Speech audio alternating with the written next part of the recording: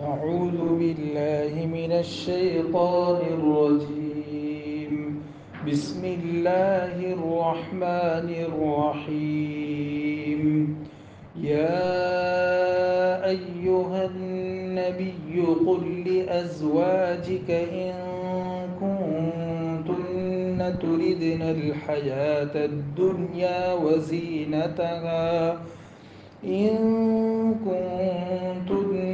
تردن الحياة الدنيا وزينتها فتعالين أمتعكن وأسرحكن سراحا جميلا. وإن كنتن تردن الله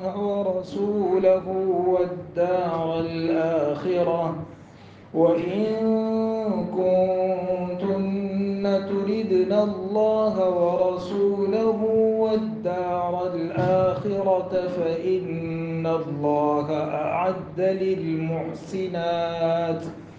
فإن الله أعد للمحسنات منكن أجرا عظيما.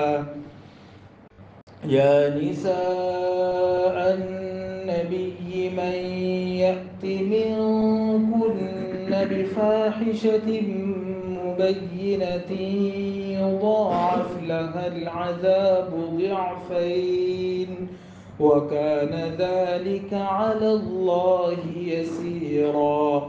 ومن يقنت منكن لله ورسوله وتعمل صالحا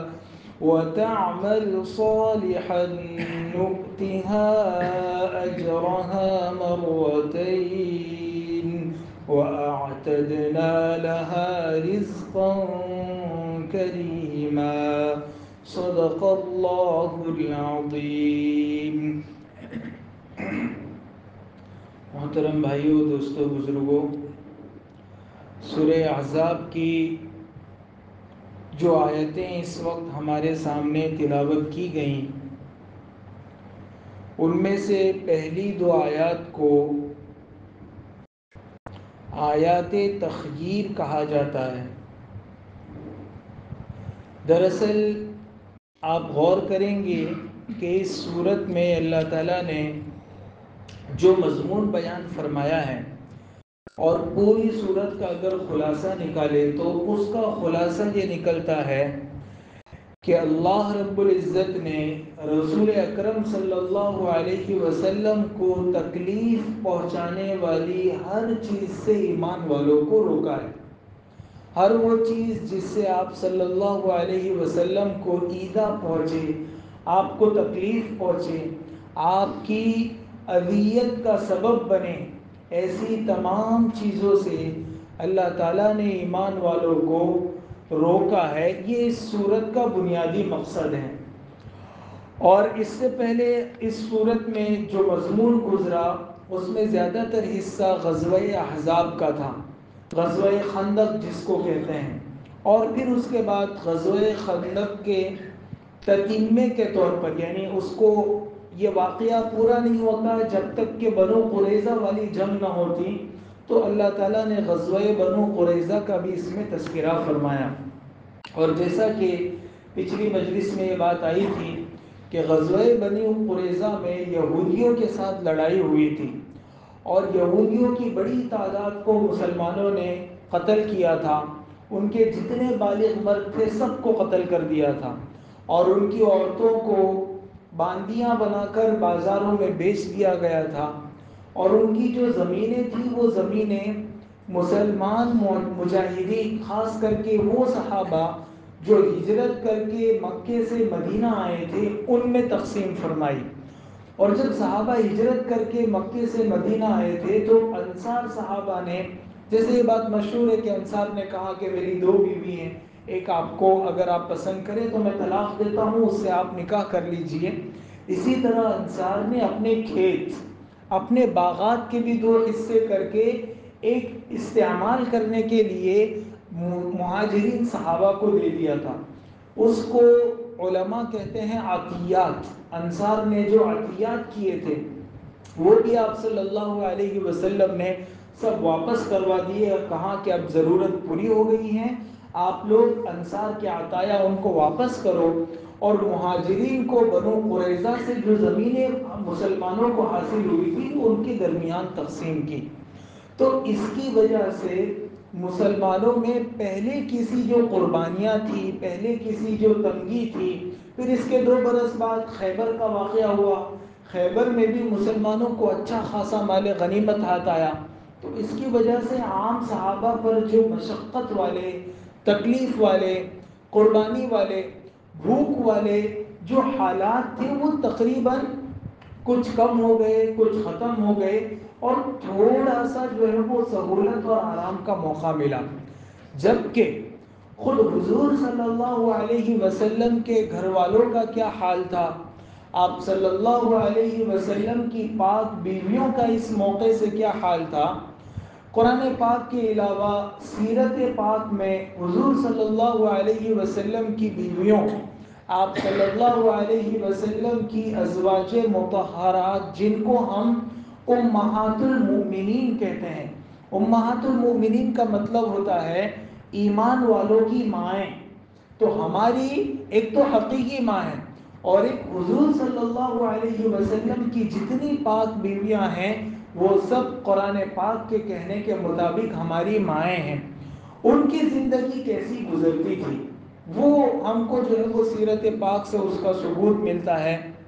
حضرت عائشہ رضی اللہ عنہا فرماتی ہیں کہ اللہ کے رسول صلی اللہ علیہ وسلم پر کبھی کبھی 2 مہینے اس حال میں گزر جاتے تھے کہ ہمارے گھروں میں چولہا جلانے کی نوبت نہیں آتی تھی۔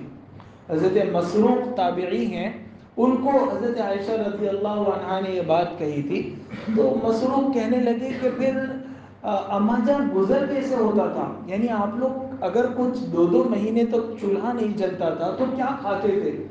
تو اس پر حضرت عائشہ رضی اللہ عنہا نے کہا کہ کھجور اور پانی پر ہمارا گزارا ہوتا تھا، کبھی کبھی آپ صلی اللہ علیہ وسلم کے گھر کے آس پاس رہنے والے انصار ہدیے میں دودھ بیچ دیا کرتے تھے، وہ دودھ آپ صلی اللہ علیہ وسلم ہم کو بھی پلا دیتے تھے، اور اسی طرح گزر بسر ہو جایا کرتی تھی۔ یعنی ہم سوچ سکتے ہیں 2 مہینے ایسے گزر جاتے تھے کہ گھر میں چولہا نہیں جلتا تھا۔ ایک مرتبہ حضرت عائشہ رضی اللہ تعالی عنہا کہنے لگی کہ میں جب کوئی اچھا کھانا دیکھتی ہوں اور میں کھانا کھاتی ہوں تو میرا دل رونے کو کرتا ہے، اور پھر میں بے اختیار رونے بیٹھ جاتی ہوں۔ تو تابعی نے پوچھا کہ آپ ایسا کیوں کرتی ہیں، آپ کا دل رونے کو کیوں چاہتا ہے؟ کہ مجھ کو حضور صلی اللہ علیہ وسلم کا وہ پاک زمانہ اور آپ کی قربانیاں اور آپ کا راتوں کو بھوکا رہنا مجھ کو یاد آ جاتا ہے۔ پھر فرماتی تھی کہ اللہ کے رسول صلی اللہ علیہ وسلم کے گھر والوں پر وفات تک کوئی ایک دن بھی ایسا نہیں گزرا جس میں آپ نے دونوں ٹائم پیٹ بھر کر گوشت اور روٹی کھایا ہو۔ اگر صبح کبھی مل گیا گوشت اور روٹی مل گئی تو شام کو نہیں ہوتا تھا، اور اگر شام کو مل گیا تو صبح کو نہیں ہوتا تھا۔ آج ہم خیال کریں کہ ہمارے گھروں میں ہم کو اللہ تعالیٰ نے، غریب سے غریب آدمی بھی 3 وقت کا کھانا کھا لیتا ہے، ناشتہ کرتا ہے، 2 وقت کا کھانا کھاتا ہے۔ اللہ کے رسول صلی اللہ علیہ وسلم پوری زندگی میں ایک دن بھی ایسا نہیں گزرا کہ آپ نے دونوں وقت پیٹ بھر کر کھایا ہو، بلکہ حضور صلی اللہ علیہ وسلم کے زمانے میں جو کی روٹی بنتی تھی، اور وہ جو کی چھاننے کے لیے اس زمانے میں چھلنی بھی مدینہ میں نہیں تھی۔ صحابہ بعد میں کہتے تھے کہ آپ صلی اللہ علیہ وسلم کے بعد جو سب سے پہلی نئی چیز ہمارے گھروں میں داخل ہوئی وہ چھلنی کا رواج پڑا، آٹے کو چھان کر اس کی روٹی بناتے، ورنہ حضور کے زمانے میں جو روٹی بنتی تھی وہ بغیر چھنے کے آٹے کی بنتی تھی۔ اب کیسے کھاتے تھے؟ کہ بس ایسے ہی ہاتھ سے پیس دیتے تھے، جو موٹے موٹے تنکے تھے ان کو ہوا میں اچھال کر الگ کر دیتے تھے، جو بچا اسی کی روٹی بنا کر اس کو کھا لیا جاتا تھا۔ ایسی حالت حضور صلی اللہ علیہ وسلم کی بھوک اور قربانیوں کی تھی۔ حضرت عائشہ رضی اللہ عنہا کی روایت ہے کہ ایک مرتبہ اللہ کے رسول صلی اللہ علیہ وسلم رات کو اٹھے اور جو آپ کا پلنگ تھا، آپ کی چارپائی تھی، اس کے چار کونوں میں اس طرح جو ہے وہ اوپر اٹھی ہوئی ڈنڈیاں تھیں، تو اس کے ساتھ آپ صلی اللہ علیہ وسلم اپنا پیٹ لگا کر ایسا دبا رہے تھے۔ میں نے پوچھا اللہ کے رسول کیا ہوا؟ کہا کچھ نہیں ہوا۔ کہا بتائیں تو اتنا بے چین ہے، آخر ہوا کیا؟ کہا ایسا بھوک نے بے چین کر رکھا ہے۔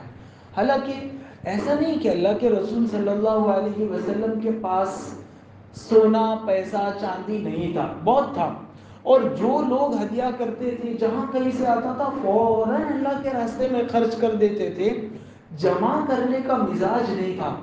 اور اگر اللہ چاہتے ہیں اور حضور صلی اللہ علیہ وسلم چاہتے ہیں تو اللہ تعالیٰ کی طرف سے آپ کو کیا کچھ نہیں مل سکتا تھا، بلکہ حدیث میں ہے کہ اللہ کے رسول صلی اللہ علیہ وسلم کو اللہ کی طرف سے پیشکش ہوئی تھی، آفر ہوئی تھی کہ اگر تم چاہو تو ہم احد پہاڑ کو تمہارے پیچھے سونے اور چاندی کا بنا کر تمہارے پیچھے چلتا کر دیں۔ اللہ کے رسول صلی اللہ علیہ وسلم نے فرمایا کہ نہیں اللہ، میں تو یہ چاہتا ہوں کہ ایک دن بھوکا رہوں تاکہ میں صبر کروں اور آپ کے خزانے سے ثواب کماؤں، اور ایک دن جو ہے وہ میں کھاؤں اور اس کھانے پر تیری حمد اور ثنا اور تیرا شکر ادا کروں۔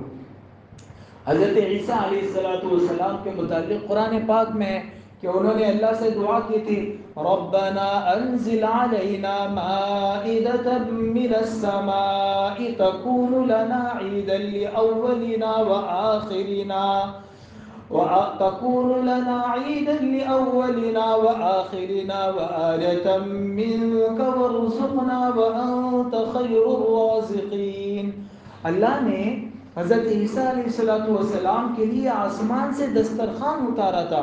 جو اللہ حضرت عیسیٰ علیہ السلام کے لیے آسمان سے دسترخوان اتار سکتا ہے، جو اللہ موسیٰ علیہ السلام کی قوم کے لیے من اور سلوہ کا انعام اتار سکتا ہے، کیا وہ اللہ اپنے رسول، اپنے محبوب اور چہیتے رسول صلی اللہ علیہ وسلم کے لیے کھانے کا نظم نہیں کر سکتا تھا؟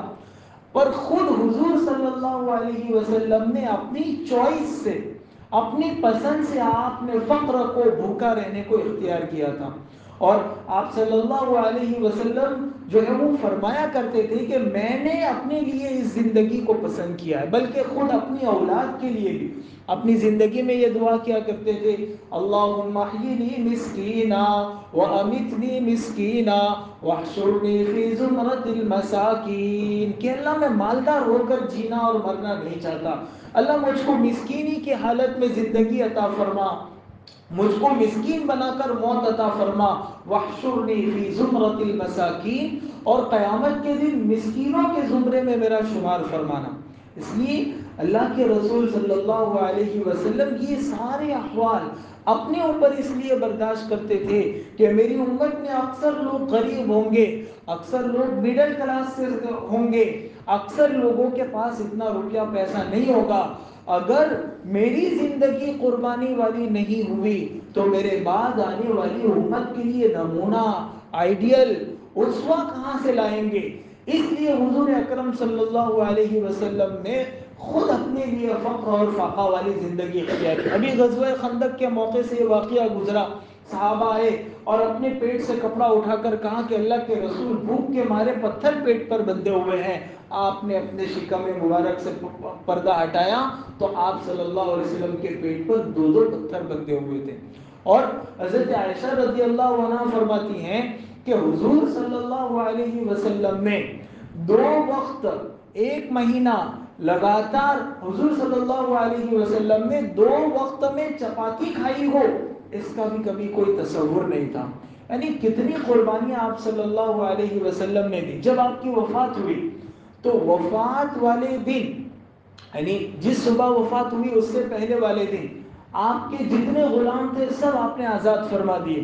پھر کہا کہ گھر میں کچھ پیسہ ہے، معلوم ہوا کھنگال سے کچھ 7 دینار تھے، کہا وہ بھی اللہ کے راستے میں دے دو۔ اس رات کو چراغ میں چراغ جلانے کے لیے تیل نہیں تھا، حضرت عائشہ رضی اللہ عنہا نے پڑوسی عورت سے مانگ کر وہ تیل لیا کہ بعد میں تم کو لوٹا دیں گے۔ اور جب آپ صلی اللہ علیہ وسلم کی دوسرے دن وفات ہوئی تو اس حال میں آپ صلی اللہ علیہ وسلم کا وصال ہوا کہ آپ کے جنگ کا جو لباس تھا، لڑائی میں آپ جو لوہے کا لباس پہنتے تھے، وہ ایک یہودی کے پاس رکھا ہوا تھا گروی، کیونکہ آپ صلی اللہ علیہ وسلم نے گھر کے گزران کے لیے اس سے اناج قرضے کے طور پر لیے تھے، بدلے میں اس کے پاس اپنا وہ لباس جو جنگ میں پہنتے تھے لوہے کا، وہ اس کے پاس گروی رکھا ہوا تھا۔ سوچو کہ کیسی غربت کا عالم ہوگا کہ گھر کے اناج کے لیے بھی دو جہاں کے سردار کو قرض لینے کی نوبت آتی تھی۔ آج کل تو بڑا عجیب معاملہ ہے، لوگ قرض اس لیے لیتے ہیں تاکہ جو ہے وہ لگژری لائف جئیں گے، اچھی اچھی گاڑیاں لائیں گے، اچھے اچھے مکانات بنائیں گے، اچھی اچھی جگہوں پر گھومنے جائیں گے۔ میرے دوستو، اللہ کے رسول صلی اللہ علیہ وسلم کو اس لیے قرض لینے کی نوبت آئی کہ گھر میں جو ہے وہ کھانے کے لیے اناج نہیں تھا۔ ایسی غربت والی، ایسی قربانی والی زندگی، اور آپ کا مکان، آپ صلی اللہ علیہ وسلم کی 9 بیویاں ایک وقت میں رہی، ویسے کل آپ نے 11 شادیاں فرمائی لیکن 2 کا انتقال ہو گیا، تو 9 بیویاں آپ کے نکاح میں اس وقت تھی، اور ان کے مکانات اتنے چھوٹے چھوٹے تھے۔ ابھی آج کل جب ہم مدینہ میں جاتے ہیں تو جو روضہ مبارک کی جالی شریف ہے، وہ جالی شریف میں تو آپ کے 9 مکان آ جاتے تھے۔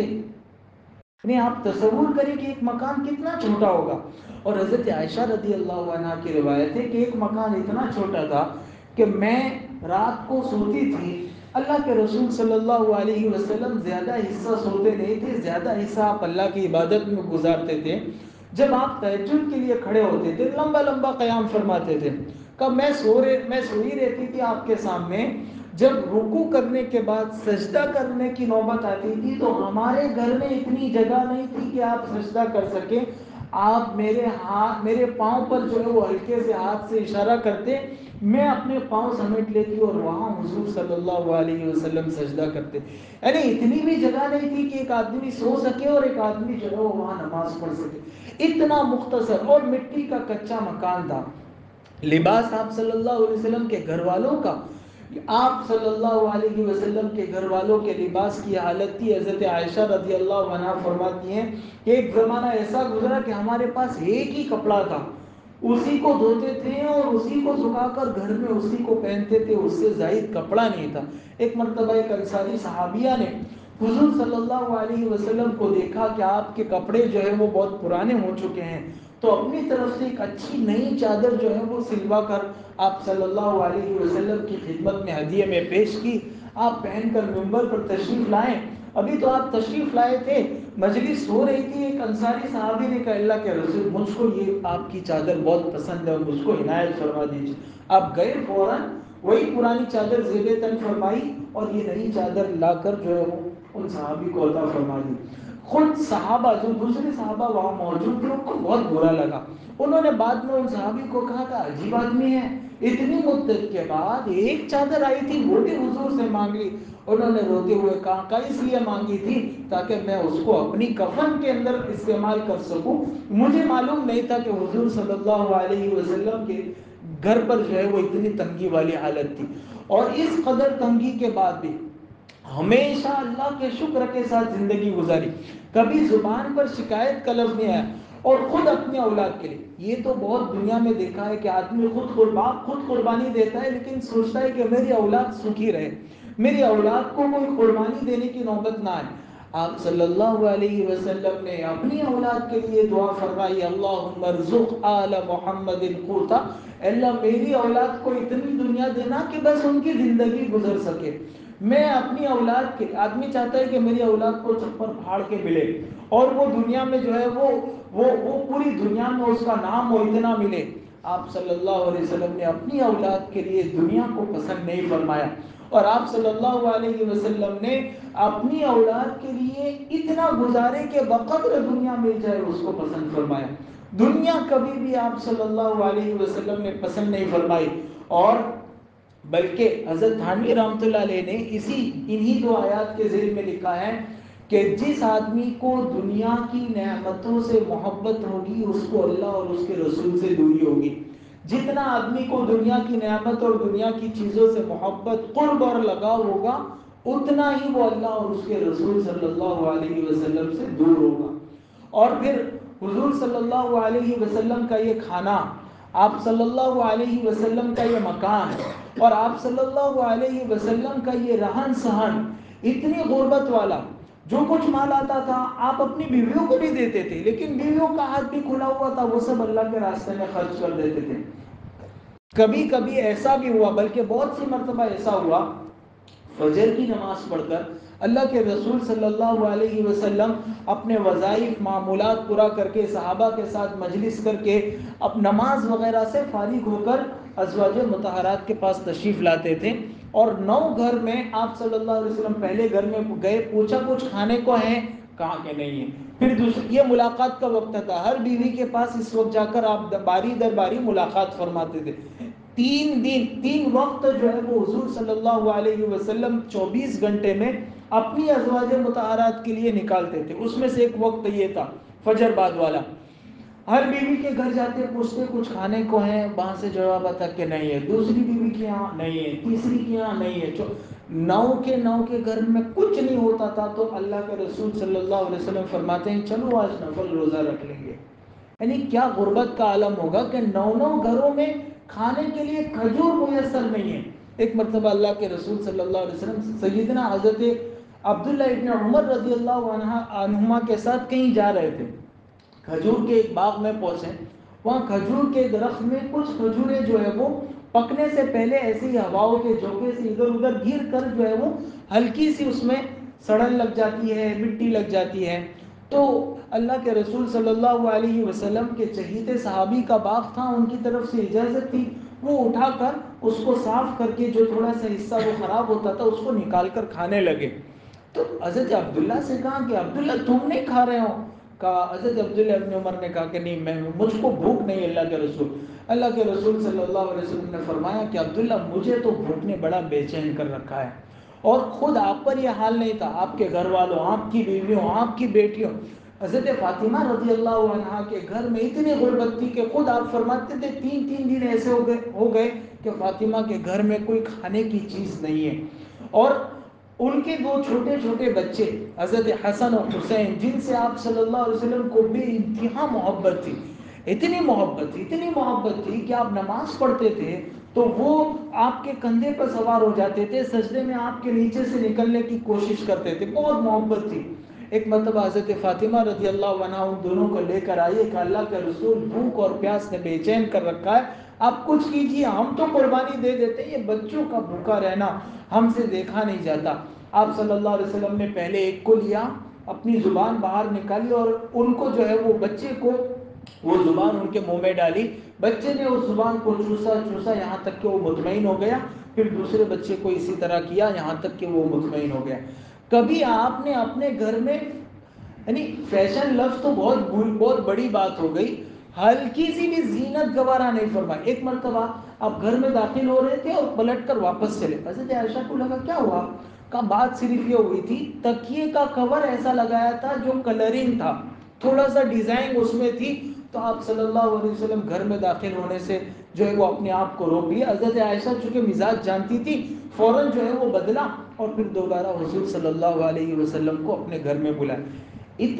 میں یہ ساری قربانیاں اس لیے گنوا رہا ہوں، ان 2 آیتوں کا جو شان نزول ہیں، ان دونوں آیتوں کا جو شان نزول ہے، یعنی جس کی وجہ سے یہ آیتیں اتری، اس میں مختصر واقعہ حضرت جابر ابن عبداللہ رضی اللہ عنہ اس کے مروی ہیں، مسلم شریف کی روایت ہے کہ ایک مرتبہ جب صحابہ میں وسعت ہو گئی، غزوہ بنو قریظہ سے زمینیں آئی، خیبر سے مال آیا اور سب کے گھروں میں ٹھیک ٹھاک جو ہے وہ چولہے جلنے لگے، تو ازواج مطہرات نے، آپ کی پاک بیویوں نے آپس میں مشورہ کیا کہ چلو آپ صلی اللہ علیہ وسلم سے کچھ درخواست کرتے ہیں کہ آپ جو ہم کو سال بھر کے لیے خرچہ دیتے ہیں اس میں ابھی وسعت ہو گئی ہے، تھوڑا سا اضافہ ہو جائے۔ انسانی طبیعت ہے، کتنی خود ہی گھر کا سارا کام کرتی تھی، خود ہی جو ہے وہ گھر کی ساری کوئی چیز نہیں، کہا چلو جا کر جو ہے وہ آپ صلی اللہ علیہ وسلم کو تکلیف پہنچانا ان کا مقصد نہیں تھا، بلکہ وہ خود قربانی والی زندگی، ایک انسانی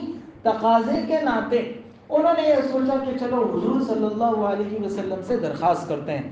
چنانچہ سب جمع ہو کر آپ صلی اللہ علیہ وسلم کی خدمت میں گئی اور عرض کیا کہ اللہ کے رسول یہ قیصر اور کسریٰ کی بیویاں، اس زمانے میں دو بڑی سپر پاور طاقتیں تھیں، ایک ایران کی دوسری روم کی، ان کو قیصر اور کسریٰ کہتے تھے، کہ ان کی بیگمات اور ان کی بیویاں تو ٹھاٹ باٹ شان سے رہتی ہے، ان کے لیے اچھے اچھے زیورات ہیں اور ان کے لیے پہننے کے اچھے اچھے کپڑے ہوتے ہیں، ان کے گھروں میں کام کرنے کے لیے کنیزیں اور لونڈیاں اور باندیوں کی پوری پوری پلٹن ہوتی ہے، پوری پوری فوج ہوتی ہے۔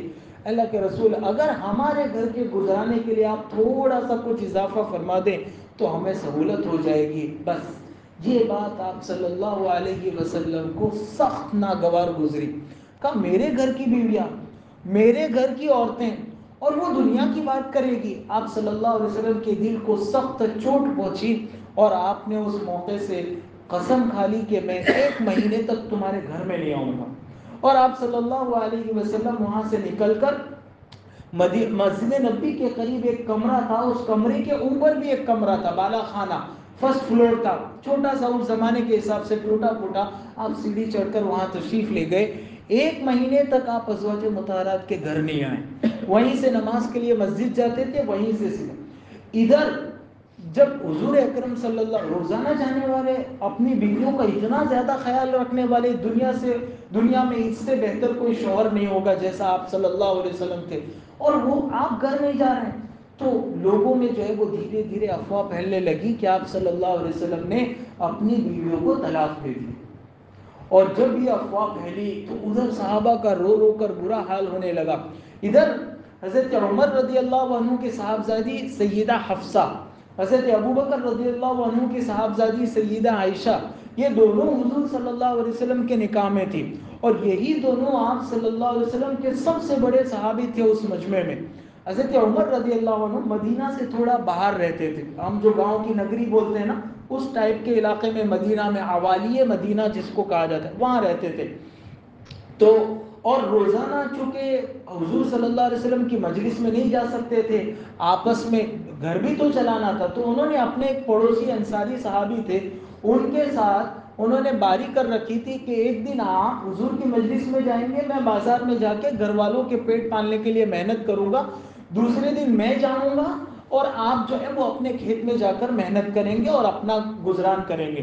دونوں نے جو ہے وہ 1 دن کی باری کر رکھی تھی، شرط یہ تھی کہ دن بھر جو کچھ حضور صلی اللہ علیہ وسلم کی مجلس میں ہوا ہے وہ آپ مجھ کو سنائیں گے، میں جس دن جاؤں گا وہ میں آپ کو سناؤں گا۔ اس سے بھی ایک اچھی ترتیب معلوم ہوئی کہ کبھی اتفاق سے مسئلے مسائل کی مجلس ہوئی یا کوئی اور مجلس ہوئی، کسی بزرگ کا بیان ہوا اور آدمی کسی وجہ سے نہیں پہنچ پایا، تو اپنے دوست کے ساتھ یہ ترتیب بنانی چاہیے کہ جو کچھ تم اس مجلس میں سنو گے مجھ کو آ کر بتا دینا۔ چنانچہ یہ جو صحابی تھے، اتفاق سے جس دن یہ قصہ ہوا اس دن حضور صلی اللہ علیہ وسلم کی مجلس میں جانے کی باری حضرت عمر کی نہیں تھی، وہ دوسرے انصاری صحابی کی تھی۔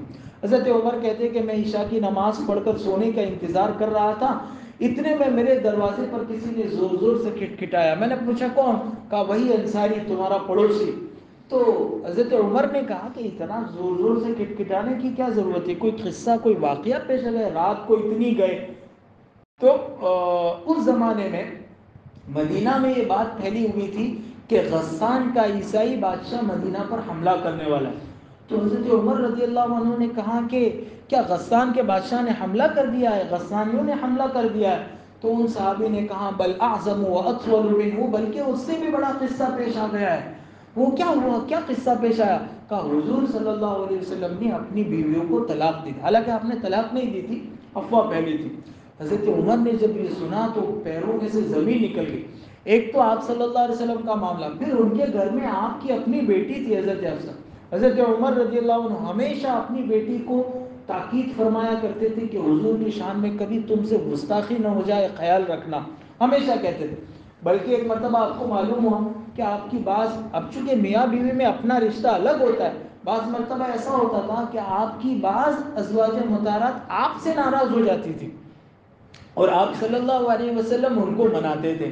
تو یہ قصہ حضرت عمر کو معلوم ہوا، تو ایک دن بہت سخت غصے میں اپنی بیٹی کے پاس گئے، کہا تم لوگ حضور کے سامنے ایسا ایسا ہاتھ ہلا کر بات کرتی ہو اور حضور سے ناراض ہو جاتی ہو، میں تم کو خبردار کرتا ہوں۔ اور اپنی بیٹی کو سمجھاتے تھے یہ حضرت عمر کا رویہ ہر باپ کے لیے اسوہ اور عبرت کا سامان ہے کہ اپنی بیٹی کو سسرال میں کیسے رہنا ہے وہ باپ سکھائے گا۔ جب یہ بات حضرت عمر نے سنی، فوراً جو ہے وہ انہوں نے اپنا لباس تبدیل کیا۔ یہ جو ابھی میں قصہ سنا رہا تھا یہ الگ موقع سے اپنی بیٹی کو سمجھایا، پھر دوسری ازواج مطہرات میں سے کسی کے پاس گئے، پھر غالباً حضرت ام سلمہ کے پاس گئے، وہ عمر میں تھوڑی بڑی تھی، اور ان کو کچھ کہنے لگے تو انہوں نے بہت سخت جملہ کہا۔ انہوں نے کہا کہ عمر تم کو کیا ہو گیا کہ تم ہمارے گھر کے پرسنل معاملے بھی ٹانگ اڑانے آ جاتے ہو۔ حضرت عمر کا ارادہ تھا کہ سب بیویوں کے پاس جا کر سب کو الگ الگ سمجھائیں گے کہ رسالت مآب صلی اللہ علیہ وسلم کی خدمت میں ادب آداب کے ساتھ رہو، لیکن ادھر سے تیسرے نمبر کے گھر سے اتنا سخت جملہ سنا تو واپس اپنے گھر تشریف لے گئے۔ بہرحال اس موقع سے حضرت عمر رضی اللہ عنہ نے جلدی جلدی اپنے کپڑے بدلے، چونکہ رات کا موقع تھا، رات کو یہ جو ہم نائٹ ڈریس پہنتے ہیں، شب خوابی کا لباس جس کو کہتے ہیں، یہ سنت ہے۔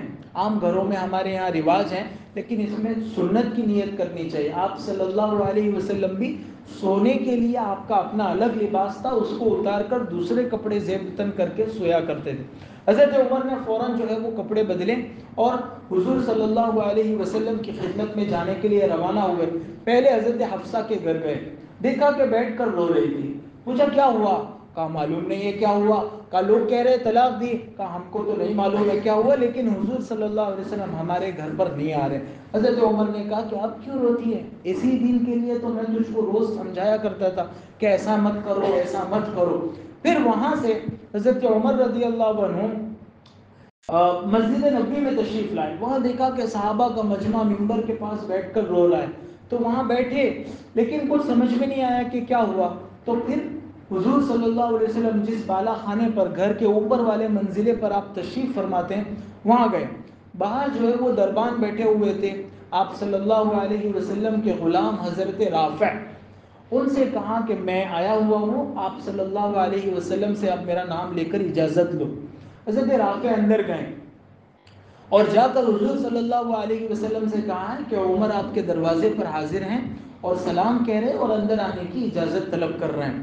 یہ بھی آداب میں سے ہیں کہ کسی کے گھر بھی آدمی جائیں، جانے سے پہلے اجازت طلب کریں، سلام کر کے اندر داخل ہو، اور اگر اجازت نہ ملے تو نہ جائیں۔ ہمارے دیہاتوں میں ایسا رواج ہوتا ہے، آس پاس کے گھروں میں نوجوان لڑکے بے تحاشا آتے جاتے رہتے ہیں، گھر میں مستورات، اور نہیں بھی وہ مستورات تو بھی کسی کے گھر میں اس کی اجازت کے بغیر داخل ہونے کی شریعت بالکل اجازت، بلکہ داخل ہونے کی بات تو دور، جھانکنے کی بھی اجازت نہیں دی۔ ایک صاحب ایک مرتبہ جو ہے وہ آپ صلی اللہ علیہ وسلم اپنے گھر میں ایسا جو ہے وہ گھر کا دروازہ تھا، ہلکا سا کیواڑ کھلا تھا، کوئی گزرا اور دیکھا، آپ نے فرمایا مجھ کو معلوم ہوتا تو میں آنکھیں پھوڑ دیتا۔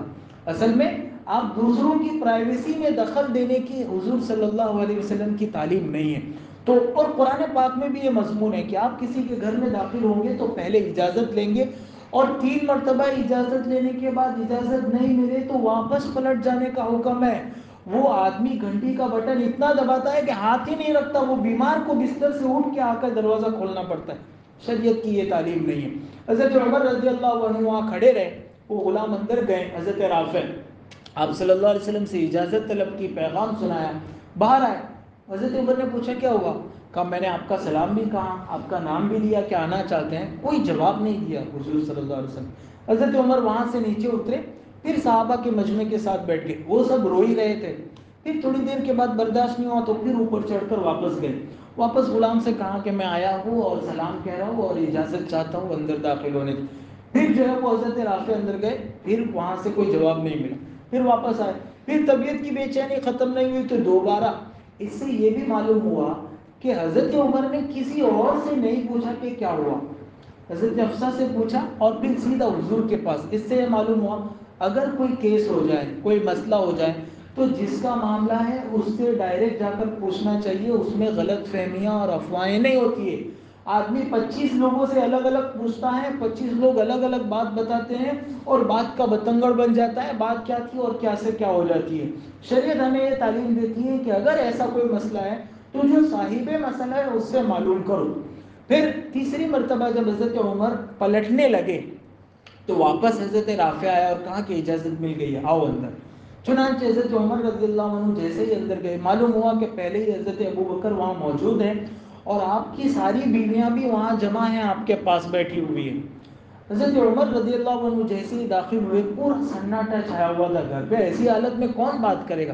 حضرت عمر نے سوچا کہ کوئی ایسی بات کرو کہ اللہ کے رسول صلی اللہ علیہ وسلم کے چہرے پر مسکراہٹ آ جائے، کچھ تو کروں کہ میں حضور کو خوش کروں، یہ چہرے پر اتنی رنگی، اتنی ناراضگی دیکھی نہیں جاتی۔ تو انہوں نے حضرت عمر رضی اللہ عنہ نے حضور صلی اللہ علیہ وسلم کی خدمت میں جا کر کہا کہ اللہ کے رسول کچھ عرض کروں؟ آپ نے کہا کیا؟ کہا اگر میری بیوی خارجہ کی بیٹی بنت خارجہ اگر مجھ سے پیسے کا یا اس طرح کی چیز کا مطالبہ کرتی تو میں اس کی گردن دبا دیتا۔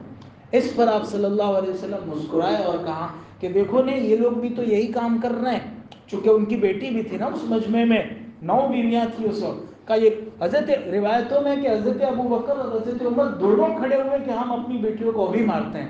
آپ صلی اللہ علیہ وسلم کے احترام کی وجہ سے پھر دوبارہ بیٹھ گئے اور دونوں نے وہی بھرے مجمع میں اپنی بیویوں کو ڈانٹا کہ ہم نے اپنی بیٹیوں کو ڈانٹا کہ ہم نے نہیں کہا تھا تم کو کہ اس طرح کے کام نہ کیا کرو۔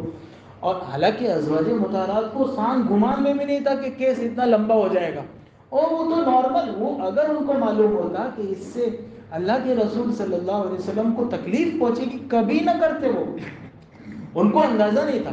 اور یہ بھی اللہ نے کروایا، یہ اللہ تعالیٰ کی خاص حکمت ہے تاکہ آگے آنے والی امت میں کتنے میاں بیوی آئیں گے اور سب کے گھر پہ جو ہے تھوڑی اتنا جو پیسہ ہوگا، اتنا مال و دولت ہوگا، کیسے زندگی گزرے گی، میاں بیوی میں آپسی تعلقات کیسے ہوں گے، ان سب کی رہبری کے لیے اللہ کے رسول صلی اللہ علیہ وسلم کے اتنے نکاح ہوئے، اور ان نکاحوں میں جو واقعات آپ کی شان اقدس کے خلاف نہیں تھے وہ آپ سے اور آپ کی بیویوں سے اللہ کی طرف سے کروائے گئے تاکہ قیامت تک آنے والی امت کو رہبری ملے۔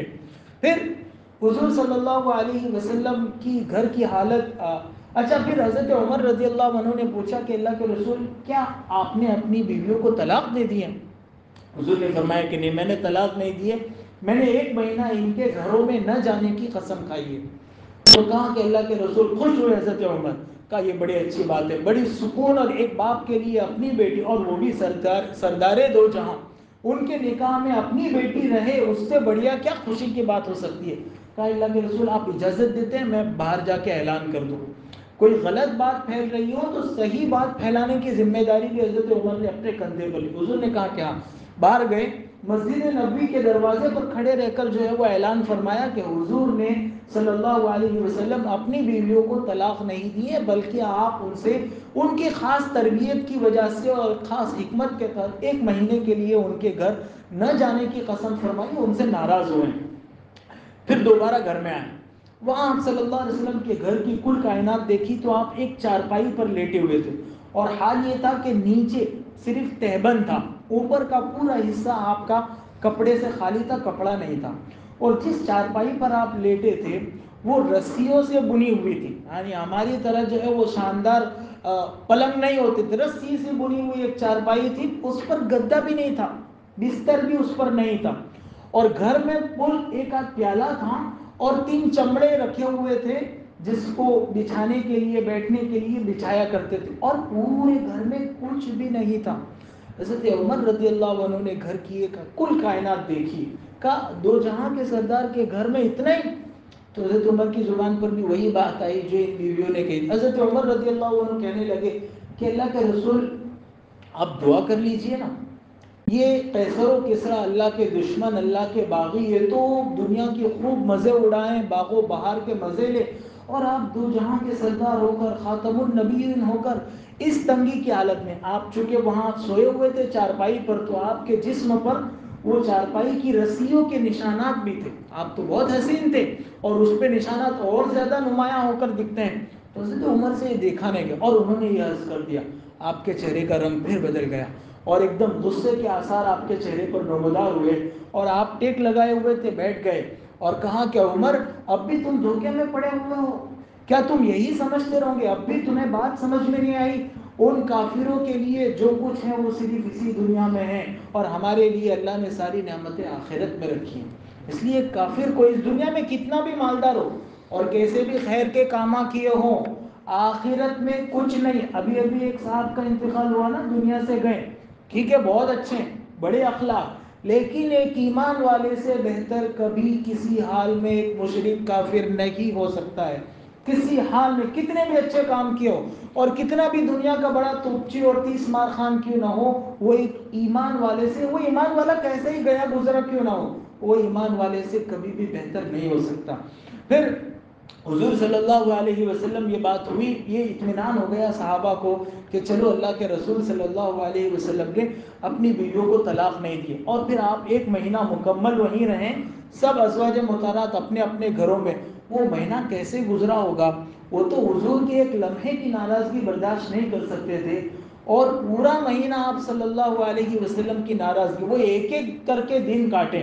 اور پھر اللہ تعالیٰ نے یہ 2 آیتیں اتاری، اور ان 2 آیتوں میں اللہ تعالیٰ کا لب و لہجہ بھی اپنے محبوب کی پیروی میں اللہ تعالیٰ کا لب و لہجہ بھی دیکھو. اللہ تعالیٰ نے ان دونوں آیتوں میں فرمایا کہ نبی جی اپنی بیویوں سے صاف صاف کہہ دو کہ تم کو کیا پسند ہے، تم کو دنیا کی نعمت پسند ہے تو آؤ میری طرف متوجہ ہو جاؤ، میں تم کو طلاق دیتا ہوں، اور جو تمہاری عدت کا جو کچھ خرچہ ہے زندگی گزارنے کے وقت وہ دے دیتا ہوں، اور جاؤ تم دنیا کی نعمتیں استعمال کرو. نبی کے گھر میں دنیا نہیں آ سکتی ہے. اور اگر تم اللہ اور اس کے رسول اور آخرت کو چاہتے ہو، نبی کے ساتھ رہنا چاہتے ہو، تو فرسٹ اینڈ لاسٹ یہ ہو گیا پہلی بار آپ سے غلطی، آئندہ جو ہے وہ اس قسم کا مطالبہ رسول کے گھر میں نہیں چلے گا. اور پھر جو ہے وہ یہ 2 آیتیں نازل ہوئی، اور اتنا صاف صاف مضمون ان دونوں آیتوں میں اللہ نے ارشاد فرمایا، کہا اپنی سب بیویوں کو چوائس دے دو کہ یہ 2 میں سے ایک چوائس کر لو، کیا کرنا ہے آپ کو. یہ یا تو دنیا چاہیے تو پھر میں ناراض ہو کر نہیں، اچھے طریقے سے خوش اسلوب. یہ شریعت کی تعلیم ہے کہ شریعت جو ہے وہ کوئی بھی چیز کہیں بھی کسی بھی جگہ سے، صرف میاں بیوی نہیں، کسی بھی جگہ سے الگ ہونا ہے تو جھگڑا کر کے الگ کرنے کا حکم نہیں دیتی ہے، حسن سلوک کے ساتھ الگ ہونا. تو اللہ کے رسول صلی اللہ علیہ وسلم کو کہا گیا کہ آپ ان سے کہو کہ اگر تم الگ ہونا چاہتی ہو، دنیا چاہتی ہو، تو ہم تم کو الگ کیے دیتے ہیں، اور اگر جو ہے وہ اللہ اور رسول کے ساتھ رہنا چاہتی ہو تو آخری سانس تک قربانی کے ساتھ رہنا پڑے گا، اس کے بغیر کوئی چارہ نہیں. تو جب یہ آیتیں نازل ہوئی اور 1 مہینہ پورا ہوا، 29 دن ہوئے تھے، اللہ کے رسول صلی اللہ علیہ وسلم اس بالا خانے سے نیچے اتر کے سیدھے حضرت عائشہ کے گھر گئے.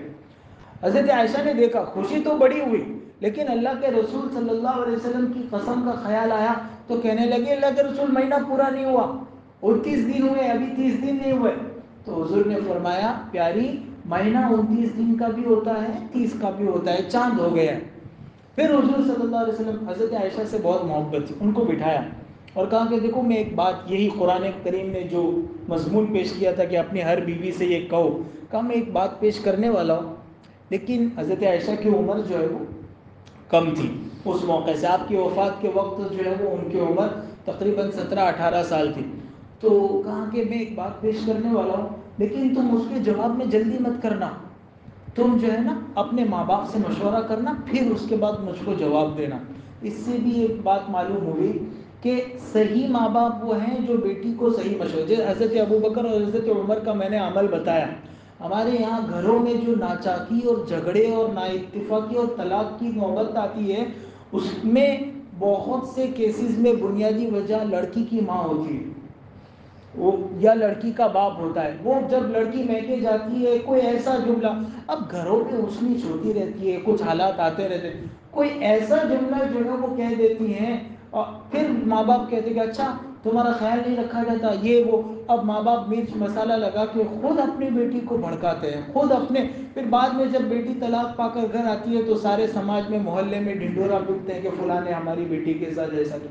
آپ نے کیا کیا اپنی بیٹی کے ساتھ؟ خود اپنے ہاتھوں سے اپنی جذبات میں آ کر اپنی بیٹی کا گھر اجاڑا.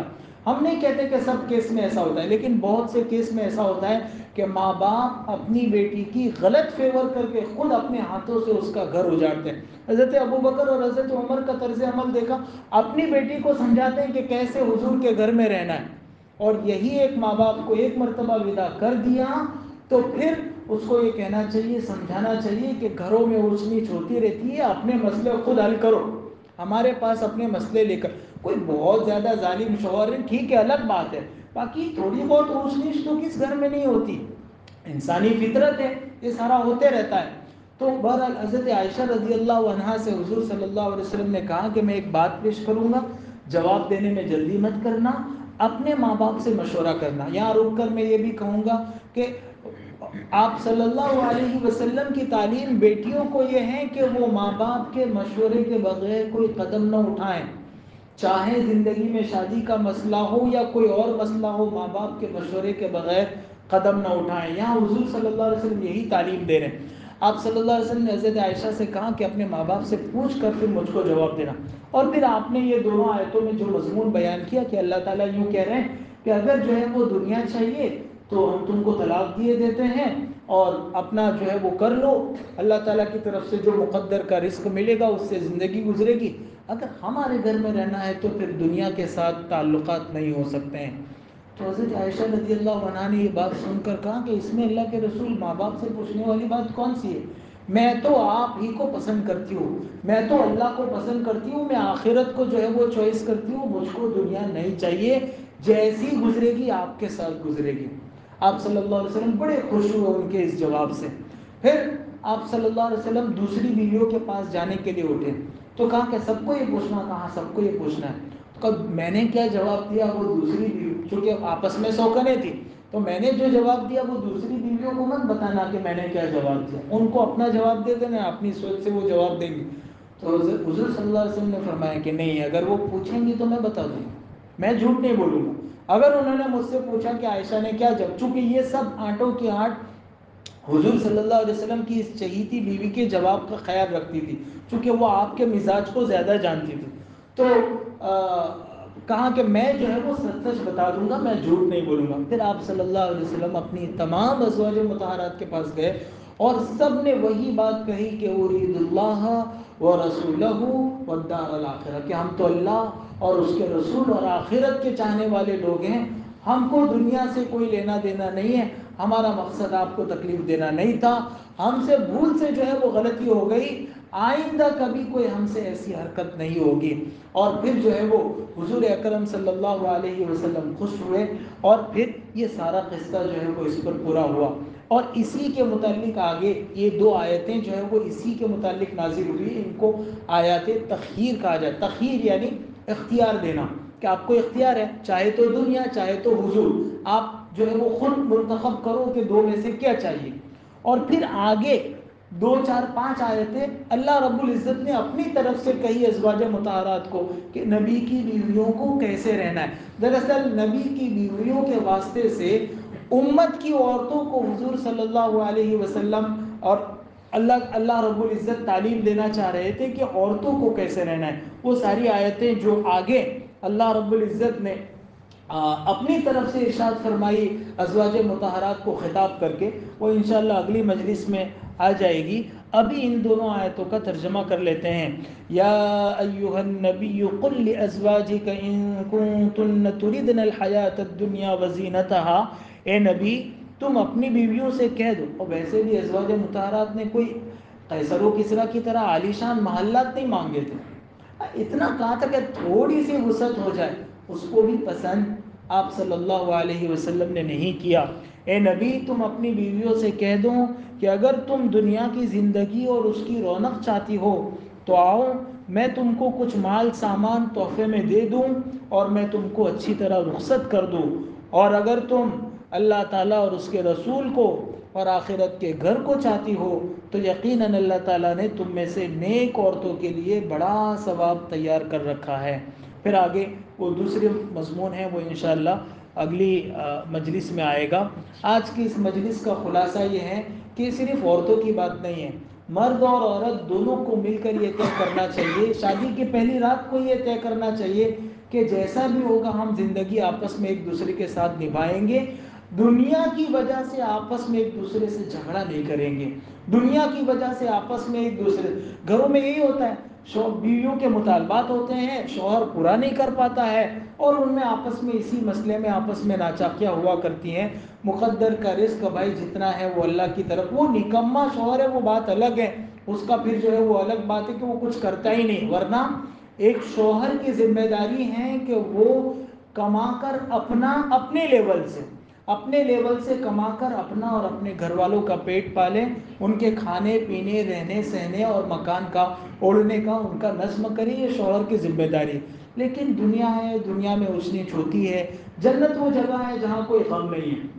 اس لیے آپ صلی اللہ علیہ وسلم نے دنیا میں رہنے، دنیا کی نعمتوں کے استعمال کرنے سے منع نہیں فرمایا، اس کو اپنی لائف کا گول بنانے سے منع کیا ہے، مقصود زندگی اس کو بنانے سے منع کیا ہے۔ باقی آدمی دنیا میں رہ سکتا ہے، اس کی نعمتوں سے لطف اٹھا سکتا ہے، لیکن اونچ نیچ ہو جائے، حالات آئیں تو صبر اور شکر کے ساتھ زندگی گزارنی چاہیے۔ اس سے پہلے میں شیخ سعدی رحمۃ اللہ علیہ کا وہ قصہ سنا چکا ہوں کہ دنیا میں ہمیشہ اپنے سے نیچے والوں کو دیکھنا چاہیے تو تسلی ہوتی ہے، اور دین میں ہمیشہ اپنے سے اوپر والوں کو دیکھنا چاہیے۔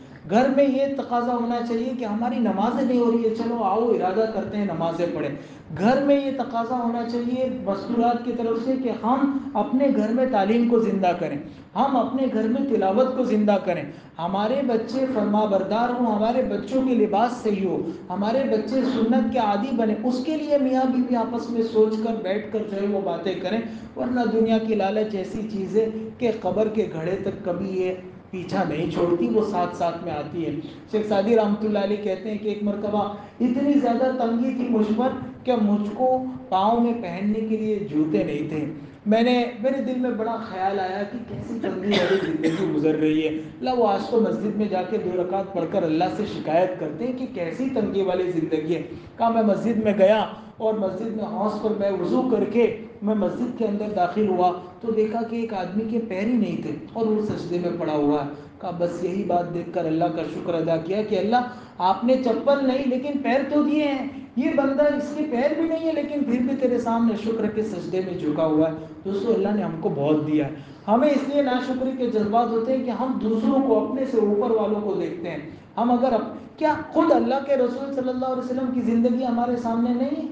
ایک وقت جو ہے وہ پیٹ بھر کر کھانا مل جائیں تو دوسرے وقت نہیں ملتا تھا، مہینوں مہینوں چولہے نہیں جلتے تھے، اور بھوک اور بیماری کا بھوک کا یہ عالم تھا کہ 2 پتھر جو ہے وہ پیٹ پر باندھ دے جاتے۔ تو دنیا ہے یہ کہنے کو 60-62 سال کی زندگی ہے، لیکن ایسے گزر جاتی ہے کہ آدمی آج ہم سب اپنی زندگی پلٹ کر دیکھیں تو پتہ چلتا ہے کہ کتنی ساری زندگی ایسے ہی گزر گئی۔ آخرت میں کام آنے والی چیزوں کو اپنے گھروں میں زندہ کرنا چاہیے۔ دنیا کی نعمتیں، زینت کی چیزیں ٹھیک ہے، جتنا ضرورت کا مہیا کرنے کا، زندگی گزارنے کا سامان ہے وہ ہو، باقی یہ ہے کہ اپنے گھروں کو عالیشان بنانا، اپنی زندگی کے رہنے سہنے پر ساری محنت خرچ کرنا کبھی پسند نہیں کیا، بلکہ تعمیرات پر خرچ کرنے کو بھی حضور صلی اللہ علیہ وسلم پسند نہیں فرماتے تھے۔ ایک مرتبہ آپ صلی اللہ علیہ وسلم گئے ایک مکان میں، بڑا جو ہے وہ اونچا عالیشان ایک قبہ جیسا، گنبد جیسا اونچا ایک مکان بنا ہوا، پوچھا کس کا ہے؟ کہا وہ فلانے صحابی کا۔ کہا ٹھیک ہے۔ پھر جب وہ صحابی مجلس میں آئے تو آپ ان کی طرف نہیں دیکھتے تھے، ادھر دیکھتے تھے۔ ایک 2 مرتبہ تو انہوں نے نوٹ کیا کہ کوئی بات ہوئی ہے، آپ صلی اللہ علیہ وسلم میری طرف نہیں دیکھ رہے ہیں، کیا بات ہے، مجھ سے کیا غلطی ہوئی؟ آپس میں صحابہ سے پوچھا، کہا معلوم نہیں کیا غلطی ہوئی، لیکن پرسوں ترسوں یہ قصہ ہوا تھا کہ تمہارے گھر کے پاس گزرے تھے اور پوچھا تھا۔ گئے اور جا کر پورا گھر جو ہے وہ جو انہوں نے وہ کیا تھا سارا بنایا وہ سب پورا گرا دیا، اور پھر آ کر کہا نہیں، اگر ہم ہوتے آدمی تو ڈنڈورا بٹا کر کہا نہیں کہ آپ کی اطاعت کے خاطر میں نے وہ سارا، چپ چاپ آ کر بیٹھ گئے۔ بعد میں 15-20 دن کے بعد آپ صلی اللہ علیہ وسلم دوبارہ اس راستے سے گزرے، دیکھا تو پوچھا، کہا وہ تو میں نے گرا دیا۔ تو اس پر پھر حضور صلی اللہ علیہ وسلم خوش ہو گئے۔ کبھی تعمیرات پر زیادہ خرچہ کرنے کو آپ نے پسند نہیں فرمایا۔ اپنے گھروں میں رنگین پردے، دیکھو ہم ناجائز اور حرام اور گناہ کبیرہ کا فتویٰ نہیں لگا رہے، وہ آپ کی اپنی زندگی کی چوائس تھی تاکہ آپ کی امت کے قریب آپ کو دیکھ کر اپنے دل کو تسلی دے سکے۔ یہ جائز ہیں، لگا سکتے ہیں پردے، کوئی منع نہیں ہے، لیکن لائف کا یہ گول نہ ہو، زندگی کا یہ مقصد نہ ہو۔ زندگی کا مقصد جیسا کہ اس آیت میں آیا اللہ، رسول اور آخرت ہو، جس کی زندگی کا یہ مقصد ہوگا کبھی دل میں اللہ سے شکایت نہ ہو۔ ایک بزرگ کی ایک بات نقل کر کے بات ختم کرتے ہیں۔ ایک بزرگ نے کہا کہ اللہ تم سے راضی ہے یا نہیں ہے اس کا ایک تھرمامیٹر ہے، وہ یہ ہے کہ تم اپنے دل کو دیکھو کہ تم اللہ سے راضی ہو کہ نہیں، اللہ نے جو دیا ہے اس پر خوش ہو کہ اللہ کا شکر ہے، اللہ کا احسان ہے۔ اگر تمہارے دل میں اللہ سے فریاد ہے تو اللہ کو بھی تمہارے اعمال سے فریاد ہے، اور اگر تم اللہ سے مطمئن ہو تو سمجھو کہ انشاءاللہ اللہ تعالیٰ بھی تمہاری اس شکر گزاری کے جذبے سے خوش ہیں۔ تو ہر آدمی کو اپنے دل میں دیکھنا چاہیے کہ کیا میں اللہ کی دی ہوئی جو نعمت ہے، جو مجھ کو چھوٹا موٹا ملا ہے، جو مکان ہے پرانا صحیح، کیسا ٹوٹا پھوٹا صحیح، جو زندگی گزارنے کے لیے 4-8 کپڑے ہیں، جتنا ہے اس پر آدمی خوش رہیں، انشاءاللہ اللہ تعالیٰ اس سے خوش ہے۔ اللہ تعالیٰ کی دی ہوئی چیزوں پر ہم خوش رہیں گے تو ہمارے بھیجے ہوئے اعمال پر، ہمارے اعمال کیا ہوتے ہیں؟ ٹوٹے پھوٹے ہوتے ہیں۔ 5 وقت کی نماز جو کہ فرض اہم ترین ہے وہ بھی ہم سے نہیں پڑھی جاتی۔ اللہ تعالیٰ بھی ہمارے ٹوٹے پھوٹے اعمال پر ہماری طرف سے جو ہے وہ اپنی رحمت خاص سے اللہ تعالیٰ خوش ہوں گے۔ اللہ تعالیٰ ہم سب کو کہنے سننے سے زیادہ عمل کرنے کی توفیق عطا فرمائے۔ سبحانك اللهم وبحمدك وتبارك اسمك وتعالى جدك ولا إله غيرك. اللهم صل على سيدنا مولانا محمد وعلى آل سيدنا مولانا محمد كما صليت على إبراهيم وعلى آل إبراهيم إنك حميد مجيد. اللهم بارك على سيدنا ومولانا محمد وعلى آل سيدنا ومولانا محمد كما باركت على إبراهيم وعلى آل إبراهيم إنك حميد مجيد. اللهم إني أسألك العفو والعافية في الدين والدنيا والآخرة. ربنا ظلمنا أنفسنا وإن لم تغفر لنا وترحمنا لنكونن من الخاسرين. ربنا آتنا في الدنيا حسنة وفي الآخرة حسنة وقنا عذاب النار. ربنا هب لنا من أزواجنا وذرياتنا قرة أعين واجعلنا للمتقين إماما. رب ارحمهما كما ربياني صغيرا. ربنا اغفر لي ولوالدي وللمؤمنين يوم يقوم الحساب. اللهم لا تجعل الدنيا أكبر همنا ولا مبلغ علمنا. اللهم لا تجعل الدنيا أكبر همنا ولا مبلغ علمنا. اے اللہ ہم سب کے گناہوں کو معاف فرما. اے اللہ بڑے مجرم ہیں، اے اللہ پاپی ہیں، اے اللہ آپ کی دی ہوئی نعمتوں کو ہمیشہ اے اللہ آپ کی نافرمانی میں استعمال کرتے رہیں. ہمیشہ اپنے دلوں میں آپ کے متعلق اے اللہ نافرمانی اور ناشکری کے جذبات کو جگہ دیتے رہے. اے اللہ آپ نے اتنے سارے انعامات اور احسانات کے ساتھ رکھا، کبھی آپ کا پھوٹے منہ سے شکر ادا نہیں کیا. اے اللہ ہمارے اس جرم عظیم کو معاف فرما. اے اللہ آپ کی دی ہوئی نعمتوں پر راضی رہنے کی توفیق عطا فرما. اے اللہ دنیا کے پیچھے بھاگنے، دنیا کے پیچھے کھپنے اور ابنائے دنیا میں سے ہونے سے اللہ ہماری حفاظت فرما. اے اللہ ہمیں آخرت کے سپوت بنا. اے اللہ ہمیں آخرت کے چاہنے والوں میں سے بنا. اے اللہ ہمیں آخرت کے محنت کرنے والوں میں سے بنا. اے اللہ نبی اکرم صلی اللہ علیہ وسلم کے لائے ہوئے پاک کلمے کی محنت میں اے اللہ ہم کو جڑنے کی توفیق عطا فرما. اے اللہ پوری زندگی اے اللہ حضور صلی اللہ علیہ وسلم کی سنت اور شریعت پر چلنے کی توفیق عطا فرما. اے اللہ ایک لمحے کے لیے بھی آپ کی معصیت اور نافرمانی میں مبتلا ہونے سے ہماری حفاظت فرما. اے اللہ ہدایت کی ہوائیں چلا دے. اے اللہ ہر فرد بشر کو ہدایت کی دولت سے مالا مال فرما. اے اللہ ہماری بستی میں قرآن پاک کو زندہ فرما، نمازوں کو زندہ فرما، ہمارے گھروں میں تلاوتوں کو زندہ فرما. اے اللہ ہمارے گھروں کو تلاوتوں کے نور سے منور فرما. اے اللہ ہمیں اور ہمارے بچوں کو، اے اللہ ہمیں اور ہمارے گھر والوں کو نماز کا عشق عطا فرما، نماز سے محبت عطا فرما. اے اللہ دین کو اپنی ضرورت سمجھ کر اپنانے کی توفیق عطا فرما. اے اللہ بے غرض ہو کر دنیا کے چپے چپے میں لوگوں کی ضرورت کا دین ان تک پہنچانے کی اللہ ہم کو توفیق اور سعادت عطا فرما. اے اللہ دیر اور دور کے لیے قبول فرما. اے اللہ عافیت کے ساتھ قبول فرما. اے اللہ ہم کمزور ہیں، اے اللہ ہم کمزور ہیں، اے اللہ ہم سے نہیں ہو پاتا. اے اللہ آپ اپنی رحمت خاص سے ہماری مدد فرما دیجئے. اے اللہ ہم آپ کے دین کی اور دین کی محنت کے محتاج ہیں. اے اللہ آپ کا دین بے شک محتاج نہیں ہے. اے اللہ آپ ہمیں استعمال فرمائیں گے، ہمارا کام بن جائے گا. اے اللہ ہمیں اے اللہ دین کی محنت میں جڑنے کی اور اے اللہ اپنی ضرورت کا دین حاصل کرنے اور دوسروں تک پھیلانے کی اللہ ہم کو توفیق اور سعادت عطا فرما. اے اللہ دنیا کی تمام جائز ضرورتیں اور مرادیں اے اللہ ہماری پوری فرما. اے اللہ آخرت کے تمام مراحل کو اے اللہ عافیت کے ساتھ اپنی رحمت خاص کے ذریعے اللہ تمام مراحل کو عافیت کے ساتھ مکمل فرما۔ اے اللہ منکر نکیر کے سوالات آسان فرما۔ اے اللہ مرتے وقت کلمہ طیبہ نصیب فرما۔ اے اللہ جہنم میں جانے سے حفاظت فرما۔ پل صراط پر عافیت کے ساتھ اللہ گزار دے۔ اے اللہ سوال و کتاب حساب و کتاب کے بغیر اے اللہ عافیت کے ساتھ اولین والے میں جنت الفردوس میں داخلہ نصیب فرما۔ حضور اکرم صلی اللہ علیہ وسلم کے مبارک ہاتھوں جام کوثر پینا نصیب فرما۔ آپ سے سچی پکی محبت نصیب فرما۔ درود شریف کی کثرت سے اے اللہ اپنی زبان کو معطر رکھنے کی توفیق اور سعادت عطا فرما۔ اے اللہ ہم میں جو بیمار ہیں انہیں شفائے کامل عاجل مستمر عطا فرما۔ جو مرحومین ہیں ان کی قبروں کو اللہ نور سے منور فرما۔ اے اللہ ان کے درجات کو بلند فرما، ان کی حسنات کو قبول فرما۔ اے اللہ ان کی سیئات سے درگزر فرما۔ اے اللہ پیچھے رہ جانے والوں کو اے اللہ صبر جمیل اور اجر جزیل عطا فرما۔ اے اللہ ہم سب کو اپنی آخرت کی تیاری کی توفیق عطا فرما۔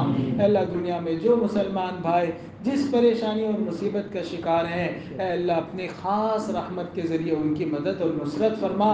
اے اللہ غزہ کے ہمارے مظلوم مسلمان بھائیوں کی مدد فرما۔ عورتوں اور بچوں کو قرار اور اطمینان نصیب فرما۔ اے اللہ اپنی رحمت خاص ان پر اتار دیں۔ اے اللہ ان کی برکت سے ہمارے گناہوں کی مغفرت فرما۔ نبی اکرم صلی اللہ علیہ وسلم نے خیر کی لائن سے جتنی دعائیں مانگی اور بتلائیں ہمیں اور پوری امت کو عطا فرما۔ جن شرور سے پناہ چاہیے ان سے ہماری اور پوری امت کی حفاظت فرما۔ اس مجلس کو اپنے دربار عالی میں بے انتہا شرف قبولیت سے نواز دیں۔ اے اللہ یہاں آئی ہوئی باتوں پر اے اللہ عمل کرنے کی توفیق اور سعادت عطا فرما۔ مجلس کا نور ہمیں عطا فرما۔ اے اللہ مجلس کا قرآن پاک کا نور ہمیں عطا فرما۔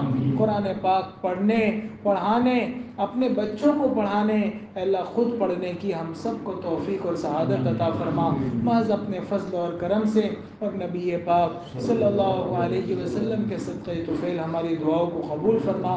ربنا تقبل منا انك انت السميع العليم وتب علينا انك انت التواب الرحيم وصلى الله تعالى على خير خلقه سيدنا ومولانا محمد وآله وأصحابه أجمعين برحمتك يا أرحم